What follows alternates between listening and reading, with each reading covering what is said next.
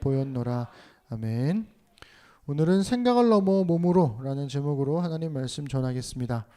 우리 앞뒤 양옆으로 서로 인사 나누시죠. 안녕하세요. 네, 좀 전까지 4명이서 예배를 드렸다가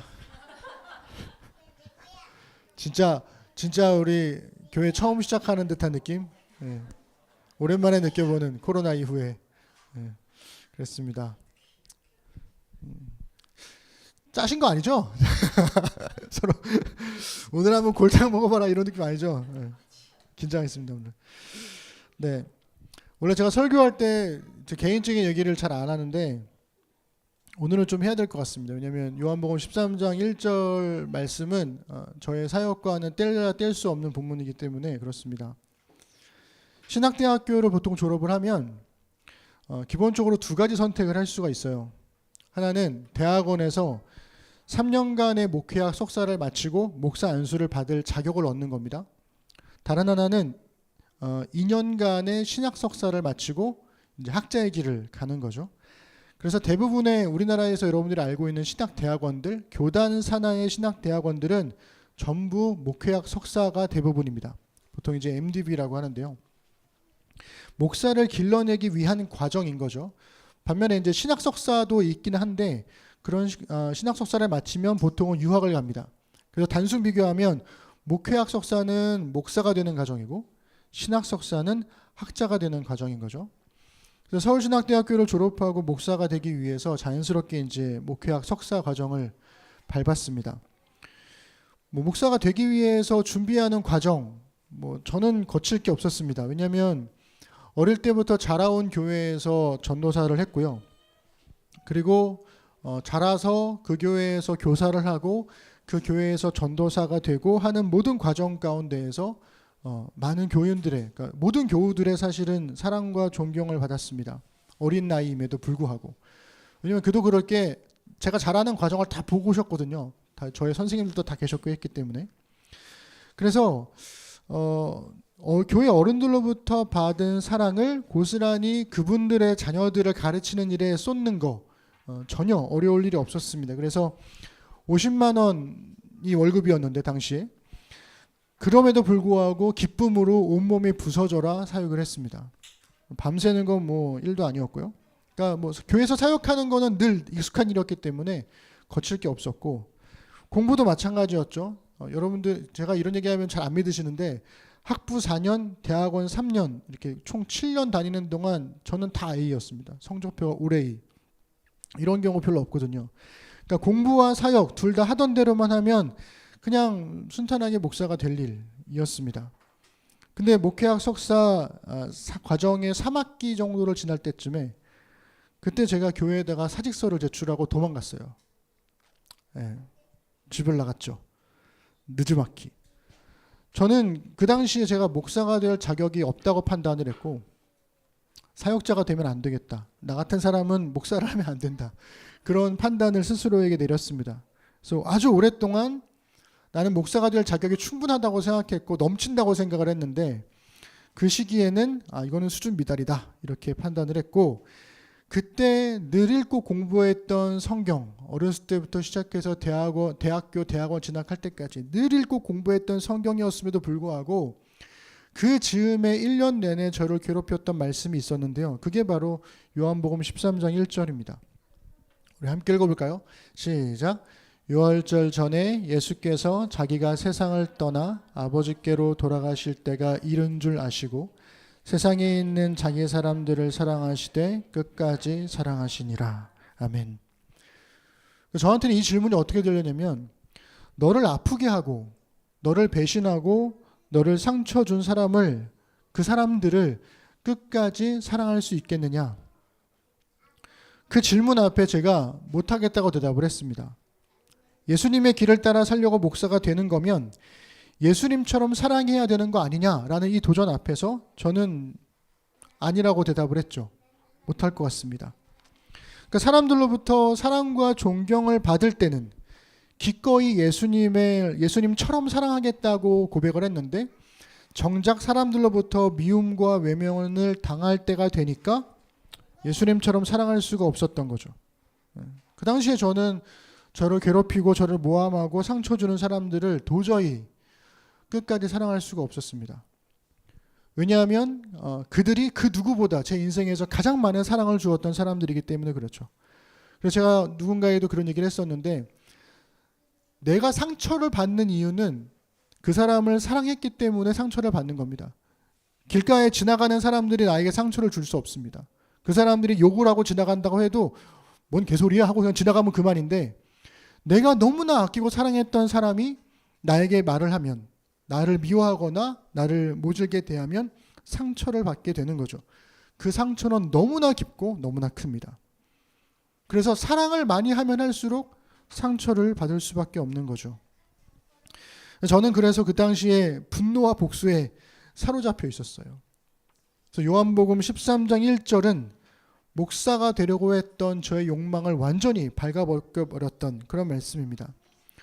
지금 생각해보면 그 당시에 저는 정말 끝까지 사랑받는 목사가 되고 싶었던 거지, 끝까지 사랑하는 목사가 될 마음은 없었지 않았나, 그렇게 돌아보게 됩니다.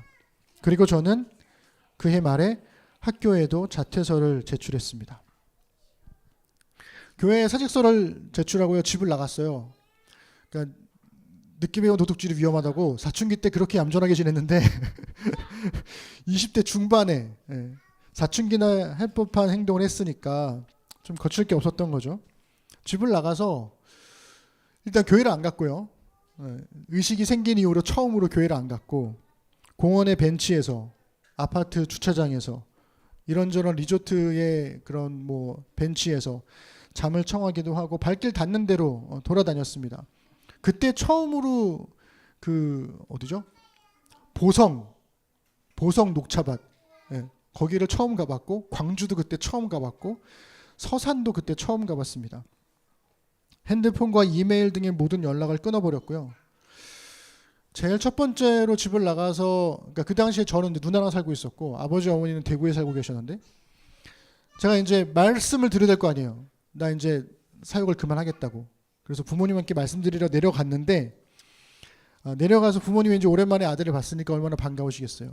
근데 그 자리에서 아유, 우리 교회 지금 대구에서 섬기는 교회 목사님이 너를 위해서 얼마나 기도하는 줄 아니, 뭐 아빠 엄마가 뭐 기도한다 막 옆에 권사님이 얼마나 기도해 주면 이런 얘기를 하는데, 제가 거기다 대고선 저 이제 사역을 안 하겠습니다라고 말을 도저히 못 하겠는 거예요. 그래가지고 3일인가 4일인가 머물렀는데 끝까지 결국에는 말씀을 못 드리고 그냥 집을 나섰습니다. 그리고 집을 나온 지 한 달쯤 됐을 때, 여기 이리저리 막 다니다가 한 달쯤 됐을 때, 그때 충남 서산에 있는 작은 기도원에, 기도실 한켠에 머물고 있었어요. 제 친구 아버님이 은퇴하시고 이제 그 섬기는 조그만 기도원이었는데, 그 기도원에 이제 진짜 방, 요거보다 작은, 누리방보다 작은 책상 하나, 앉아서 볼 수 있는 탁상 하나 있고, 그 위에 성경책 하나 있고, 그리고 누울 수 있는 침상 하나 있고 끝. 그냥 그런 조그마한 컨테이너 방이었는데요. 거기에서 이제 막 하루 종일 성경을 읽고 기도하고 회개했습니다. 되게 웃기지 않아요? 사역 안 하겠다고 도망갔는데 기도원 가가지고 성경 읽고 기도하고 있어요. 결국 도망가서. 그러면서 제가 했던 기도는 딱 하나였어요. 살려달라고. 너무 무서운 거예요. 성경에 있는 심판에 관한 말씀들이 진짜 너무 무서웠어요. 그래서 나 같은 놈은 목사가 되면 안 된다고. 내가 지금까지 그때까지 지었던 죄들이 온통 저의 뇌와 마음을 막 헤집고 다니다가 심장으로 파고드는 것 같았습니다. 하나님, 제가 절대 목사가 되지 않을 테니까 목숨만 살려달라고, 나 데려가지 말아달라고. 정말 공포에 떨면서 그렇게 있었어요. 지금 생각하면 미친놈처럼 보이는데 그때는 정말 심각했습니다. 그런데 성경을 읽으면 읽을수록, 기도하면 기도할수록 돌아오는 질문이 점점 커지는 거예요. 처음에는 목사만 안 하면 될 줄 알았거든요. 그런데 이 문제가 목사가 되고 말고의 문제가 아니라 그리스도인으로 살 거냐 말 거냐의 문제로 다가오기 시작했어요. 예수님처럼 끝까지 사랑하며 살겠냐는 부르심에 응답할 수 없다면 교회는 다닐 수 있을지는 모르겠지만 그리스도인으로 살아갈 수는 없는 거 아니니? 이렇게 물어보셨어요. 예수님은 목사에게만이 아니라 자신을 그리스도 하나님의 아들 구세주로 믿는 모든 사람들에게 같은 부르심을 요구하신 거잖아요. 끝까지 사랑할 수 있겠냐고. 요한복음 13장 34절 35절 보시면 새 계명을 너희에게 주노니 서로 사랑하라. 내가 너희를 사랑한 것 같이 너희도 서로 사랑하라. 너희가 서로 사랑하면 이로써 모든 사람이 너희가 내 제자인 줄 알리라 하셨잖아요. 이거 목사에게만 주신 거 아니거든요. 모든 그리스도인들에게 주신 말씀입니다. 내가 너희를 사랑한 것 같이 너희도 서로 사랑하라고, 끝까지 사랑하라고. 배신을 당하고 버림받고 미움을 당하고 그런 것 때문에 설령 죽는다 할지라도 그리스도인이라면 예수님처럼 끝까지 사랑해야 한다는 거예요. 논리적으로는 맞는 말인데요. 현실적으로는 틀린 말이죠. 여러분, 배신당하면 가만히 있으시겠습니까? 복수해야죠. 버림받기 전에 먼저 버리는 게 지혜로운 거 아닌가요? 미움을 당하면 더 미워하면 되고, 아니면 그냥 무시해버리면 되고, 내가 죽임당할 것 같고 내가 죽을 것 같으면 먼저 죽이면 될 일입니다. 그렇게 약해 빠진 마음으로 어떻게 이 험한 세상을 살아갈 것인가?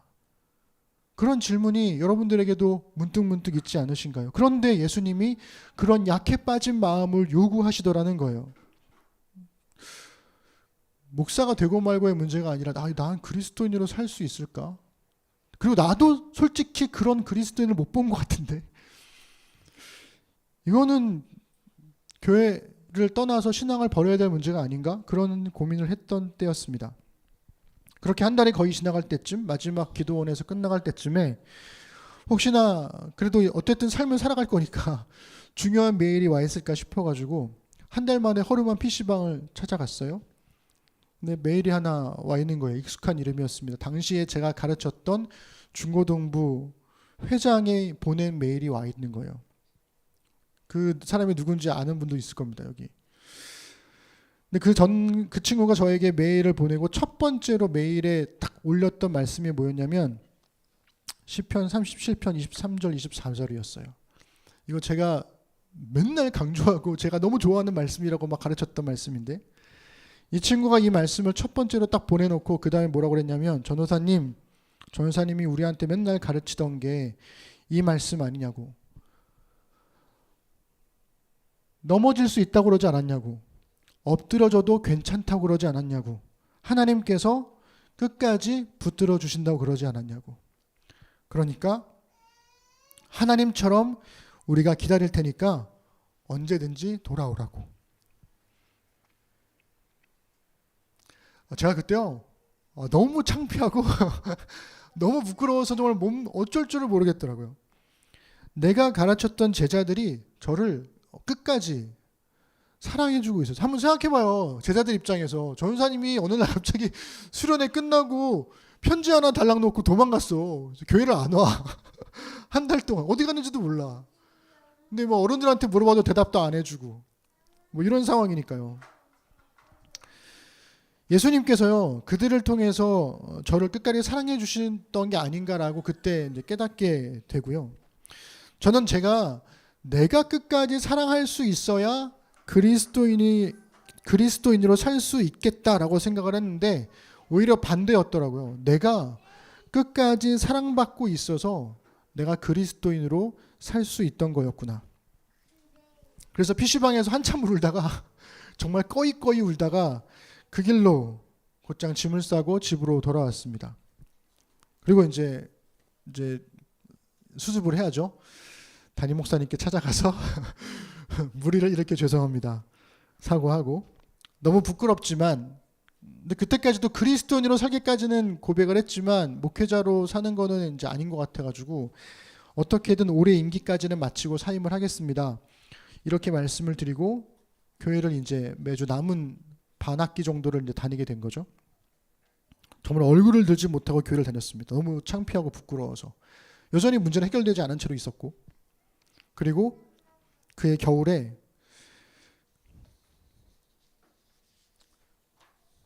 담임 목사님이 뇌출혈로 쓰러지셨어요. 제가 교회를 떠날 수가 없었습니다. 제가 초등학교 2학년 때부터 살다시피 한 교회였거든요. 온 교인들이 제가 자라온 걸 지켜봤습니다. 찬양 인도를 하고 드럼을 치고 연극을 하고 교사를 하고 성가들을 했던 저를 정말 어여삐 여겨주셨거든요. 그런데 돌아와 보니까 그분들 얼굴을 볼 수가 없는 거예요. 모두가 저를 보면서 수군거리는 것 같았습니다. 그래서 빨리 임기가 끝나서 그래 어쨌든 이번 해만 참으면 어쨌든 끝난다 그런 마음으로 임기가 끝나고 그만두고 싶었죠. 그런데 담임 목사님이 쓰러지면서부터 그토록 그 사랑했던 교회를 지킬 수밖에 없었어요. 교회가 한 400명 됐었거든요. 당시에 엄청 큰 교회였고, 근데 그 큰 교회에서 부교육자가 할머니 전도사님 두 분하고 저 혼자였어요. 그러니까 뭐 어떻게 합니까? 목사님이 쓰러지시면서 주일 낮 예배를 제외한 모든 예배를 제가 인도하기 시작을 했습니다. 매일의 새벽 기도, 수요 예배, 금요 기도회, 토요일 중고등부 예배, 주일의 주일학교 예배, 주일 오후 예배 다 예배 인도하고 신방 설교하고 온갖 걸 다 했죠. 심지어 대학원 학기 중이었습니다. 학교는 다니고 있었으니까.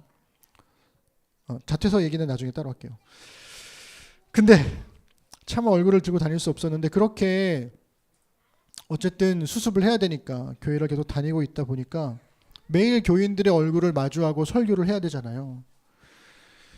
그제서야 깨달았어요. 이분들이 나를 볼 때마다 나의 잘못과 실수로 수군거렸던 게 아니라 이미 용서하고 응원하고 격려하고 있었던 거였습니다. 그런 느낌 있잖아요. 야, 고작 20대 중반의 젊은 나이에 그게 뭔 대수냐. 그럴 수도 있지. 앞으로 정하나 혹은 전도사님 만날 인생의 풍파에 비하면 아무것도 아니에요. 이런 느낌으로 그런 표현으로 말도 해주셨고 그런 따스한 눈빛으로 저를 품어 주셨죠. 정말 어른으로 저를 대해 주셨어요. 예수님처럼 끝까지 사랑할 수 있어야 그리스도인으로 살 수 있다고, 목사가 될 수 있다고 생각을 했는데 내가 끝까지 사랑을 받고 있었구나라는 걸 다시 한번 깨닫게 되니까 어쩌면 목사로도 살 수 있지 않을까, 목회자로도 살 수 있지 않을까라는 생각을 다시 한번 깨닫게 되었습니다. 그래서 끝까지 사랑하시는 예수님의 사랑을 반대로 교인들을 통해서 교인들이 저에게 주는 사랑으로 깨닫게 된 거죠. 그리고서 그때 결심을 한 거예요. 요한복음 13장 1절 말씀을 나의 말씀으로 삼자. 그리고 이 말씀을 가지고 내 사역의 목표로 삼자. 끝까지 사랑받는 경험을 한 사람이 끝까지 사랑할 수 있는 거구나. 그래서 제가 지금까지 그리스도인으로서 목사로 살아올 수 있었던 겁니다. 다행히 자퇴서는 냈는데 대학 원장님이 자퇴서를 서랍에 넣고 계셨어요. 수리를 안 하고. 얘는 돌아올 것 같은데 하여튼 그랬대요. 나중에 듣고 보니까. 하여튼 그랬답니다. 예수님은요, 끝까지 사랑했다는 생각만 하신 게 아니었습니다. 예수님은 생각을 몸으로 살아내셨거든요. 몸으로 사랑을 표현하셨어요. 예수님이 스스로 종의 자리로 내려가서 제자들의 발을 씻겨주셨습니다. 우리 4절 5절 읽어볼까요? 아이고, 너무 못 나갔네.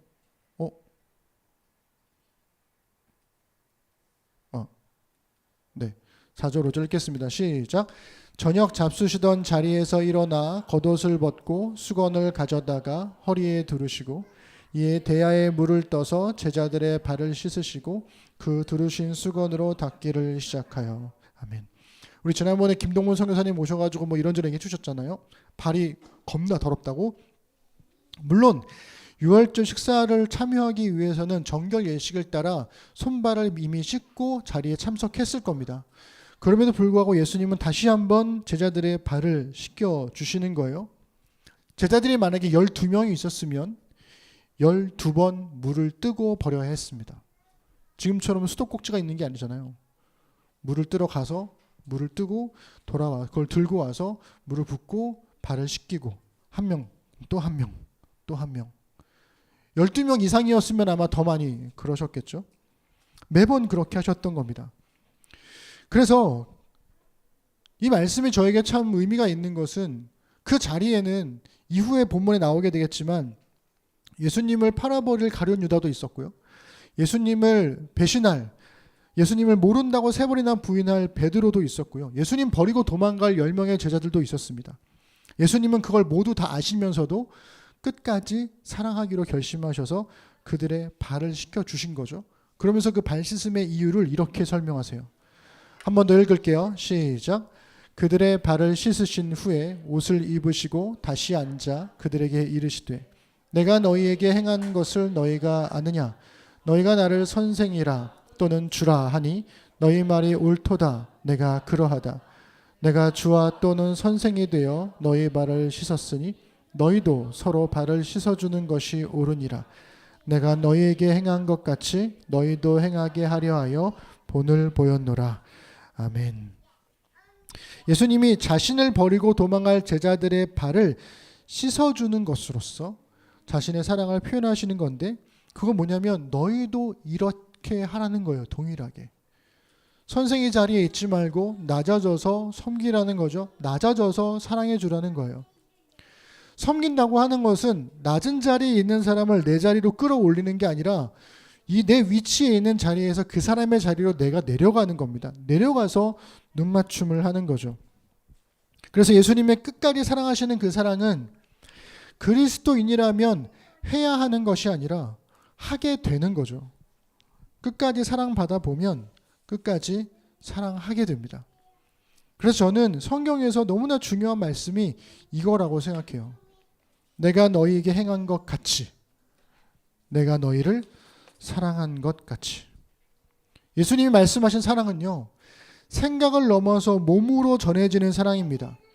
예수님이 먼저 몸으로 사랑하시고 우리에게도 몸으로 사랑하라고 말씀하시는 거예요. 예수님의 사랑은 생각이 아니라 몸으로 하는 겁니다. 뜬구름 잡는 게 아니라 손에 잡히는 사랑인 거예요. 나를 아프게 해도 괜찮고 나를 배신해도 괜찮아서 끝까지 사랑하라는 게 아니에요. 괜찮은 사람이 어디 있어요?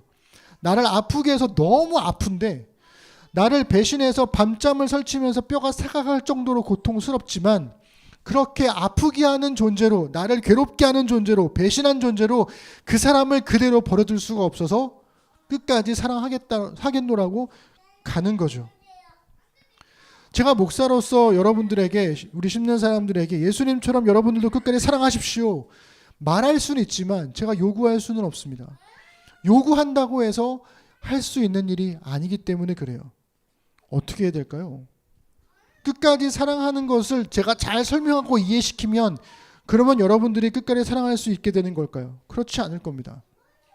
제가 할 수 있는 것은 예수님께서 저에게 하셨듯이, 그 시절에 제자들이 저에게 해주었던 것처럼, 그 시절에 교인들이 저에게 해주었던 것처럼 저도 여러분들을 끝까지 사랑하는 것뿐입니다.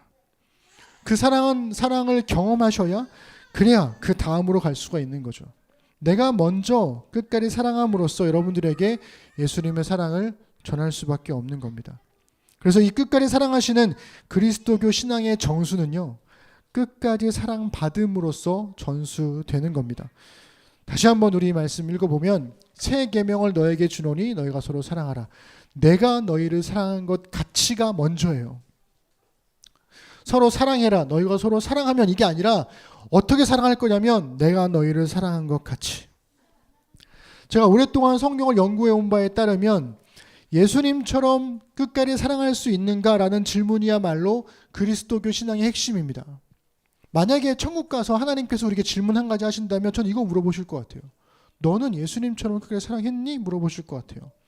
그렇지만 그리스도인 됨의 시작은 바로 이 끝까지 사랑하시는 예수님의 사랑을 경험했는가? 거기서부터 시작되는 게 아닐까 싶어요. 그래서 그리스도인은 예수님처럼 끝까지 사랑하는 사람이지만 그리스도인은 또한 끝까지 사랑하시는 예수님의 사랑을 경험한 사람이기도 합니다. 저는 그리스도인으로서 여전히 나를 끝까지 사랑해 주시는 주님의 사랑을 경험하고 싶어요. 그리고 예수님처럼 끝까지 사랑하고 싶어요. 이게 목사이기 이전에 그리스도인으로서 저에게 가지고 있는 최대의 고민이고 최대의 숙제이고 최대의 시험입니다. 생각이 여기까지 이르니까 3절이 다시 보였어요. 3절은요 1절을 다른 말로 풀이한 것과 비슷한 것 같아요. 1절에 보시면 자기가 세상을 떠나 아버지께로 돌아가실 때가 이른 줄 아시고 그랬는데, 3절에 보면 자기가 하나님께로부터 오셨다가 하나님께로 돌아가실 것을 아시고 라고 이야기를 하잖아요. 여기서 중요한 게 이 3절을 다시 한번 돌아보는 겁니다. 저녁 먹는 중에 예수는 아버지께서 모든 것을 자기 손에 맡기신 것과 또 자기가 하나님께로부터 오셨다가 하나님께로 돌아가실 것을 아시고, 이걸 아시고 나서 어떻게 하셨냐면 끝까지 사랑하시기로 결심하셨잖아요. 그런데 이 예수님의 이름 자리에 나의 이름을 넣어보시는 거죠. 우리도 아버지께서, 하나님께서 우리에게 모든 것을 맡기셨잖아요. 그리스도인에게 이 세상을 맡기셨지 않습니까? 우리도 하나님으로부터 왔다가 하나님께로 돌아갈 것을 알지 않습니까? 이 사이에 정한이는 아버지께서 모든 것을 자기 손에 맡기신 것과 또 자기가 하나님께로부터 왔다가 하나님께로 돌아갈 것을 알고, 이걸 안다면 나에게도 끝까지 사랑할 도전이 내 앞에 있는 것이 아닐까? 이걸 던져보는 겁니다. 그리고 여러분들도 동일하게 여러분들의 이름을 여기에 넣어보시면 좋을 것 같아요. 예수님께서 하나님께로부터 와서 하나님께로 돌아가실 것을 알듯이 우리도 하나님으로부터 와서 하나님께로 돌아갈 걸 알고 있습니다. 예수님은 그걸 아셔서 자기 사람들을 끝까지 사랑하셨고요, 제자들의 발을 씻기셨습니다. 그렇다면 우리도 우리에게 맡겨진 사람들을 끝까지 사랑하고 서로의 발을 씻겨줘야 하지 않을까요? 그냥 사랑해야 돼, 사랑해야지 생각으로 끝나지 않고 생각이 넘어가서 몸으로 사랑할 수 있는, 발 씻음의 겸손의 섬김의 몸으로 사랑할 수 있는 우리 심는 사람들이 되면 좋겠습니다. 저도 그렇게 사랑하겠습니다. 기도하겠습니다. 하나님, 끝까지 사랑하시는 주님의 사랑, 이게 참 너무 어렵습니다. 너무 아프고 너무 힘듭니다. 머리로는 알겠습니다. 그렇게 사랑해서 죽을 것 같이, 아니 죽어도 하나님이 다시 살리실 거라고. 예수님이 그랬지 않냐고. 사랑해서 십자가에 달려 죽었는데 사랑하셔서 다시 부활하지 않으셨냐고. 그러니 너도 그럴 될 거라고. 머리로는 알겠는데 마음이 불타오릅니다. 화가 너무 나고 어찌해야 될지 모르겠습니다. 그러나 주님, 한 번, 두 번의 경험이 우리를 살게 합니다. 그 시절의 저를 끝까지 사랑해 주었던 사람들, 그리고 지금의 부족한 저를 여전히 사랑해 주고 있는 우리 교우들, 그리고 어쩌면 우리 서로가 그렇게 서로를 사랑해 주고 있는 것은 아닌지 모르겠습니다. 예수님의 사랑이 그저 머릿속의 생각으로 머물러 있지 아니하고 먼저 내미는 손으로, 먼저 찾아가는 발로, 먼저 다가가는 말로써 몸으로 살아낼 수 있는 우리 신는 사람들이 되기를 소망합니다. 올 한 해 우리가 사랑해야 될 사람들은 누구인가요? 내가 나를 사랑해주는 사람들은 누구인가요? 예수님의 사랑을 경험하며 살아내는 우리가 되도록 인도하여 주옵소서. 감사드립니다. 예수님의 이름으로 기도드립니다. 아멘. 우리 일상으로 기도하겠습니다. 설교를 듣고 각자에게 주신 하나님의 말씀을 자기 말로 바꾸어서 일상으로의 기도로 드려보십시다.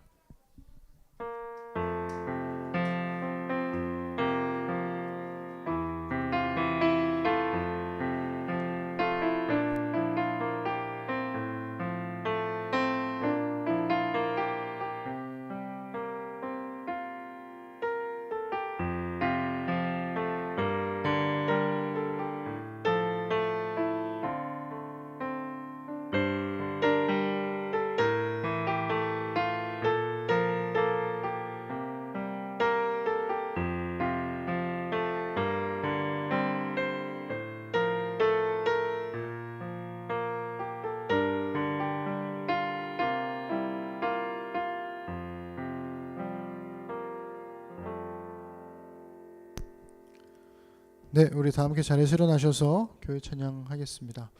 혹시 설교를 듣고 오해하지 않으셨으면 좋겠어요. 목사님 누가 또 뭐 안 좋은 일 있나? 전혀 없습니다. 이 말씀 때문에 그냥 그런 거니까요. 우리 교회 찬양하겠습니다.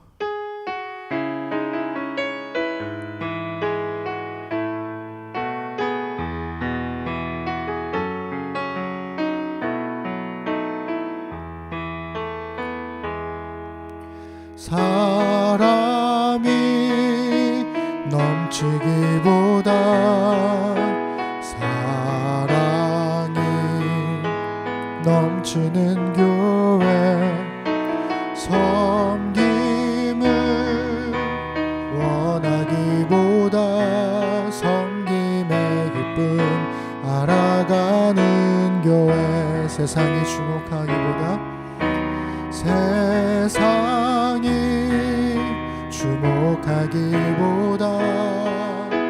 주님이 주목하는 교회, 화려한 겉모습보다 중심이 주를 향한 교회,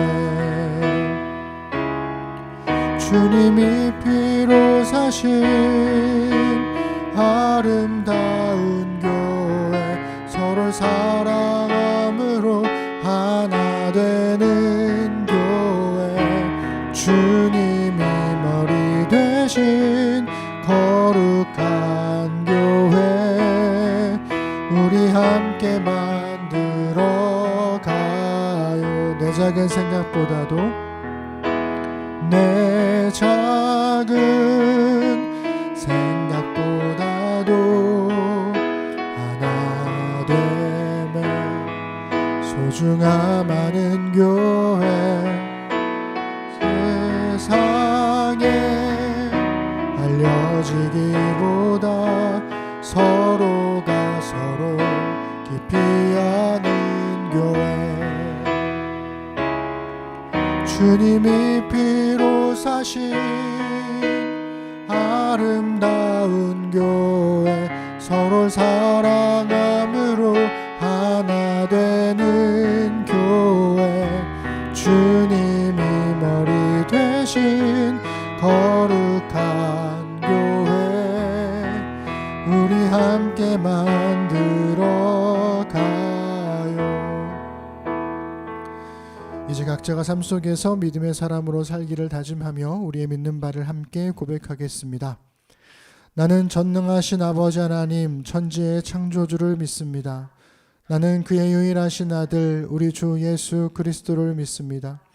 그는 성령으로 잉태되어 동정녀 마리아에게서 나시고 본디오 빌라도에게 고난을 받아 십자가에 못 박혀 죽으시고 장사된 지 사흘 만에 죽은 자 가운데서 다시 살아나셨으며 하늘에 오르시어 전능하신 아버지 하나님 우편에 앉아 계시다가 거기로부터 살아있는 자와 죽은 자를 심판하러 오십니다. 나는 성령을 믿으며 거룩한 공교회와 성도의 교제와 죄를 용서받는 것과 영원 믿습니다. 아멘. 하나님 이 시간 주신 말씀을 따라 함께 살아갈 날들을 신실하게 살겠다는 의미로 헌금을 드리고 신앙을 고백했습니다. 말씀이 삶으로 배어나와 우리 삶의 자리에 은혜의 흔적이 남게 하소서.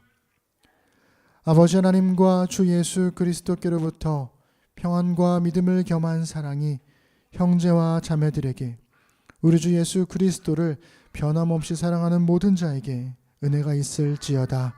아멘.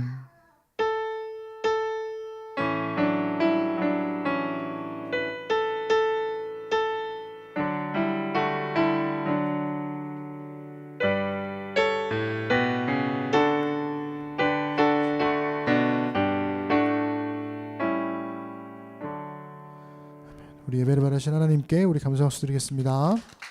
감사합니다.